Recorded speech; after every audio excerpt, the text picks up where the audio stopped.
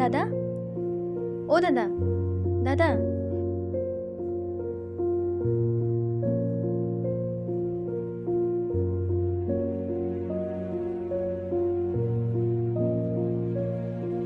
পেচেণ্টৰ গাৰ্জেন কোন আছিল? মানে মই আনিছিলোঁ অঁ, ভাল পাইছেনে এতিয়া? পেচেণ্টৰ চেঞ্জ আহিছে, তুমি এবাৰ চাই ল'ব পাৰিবা।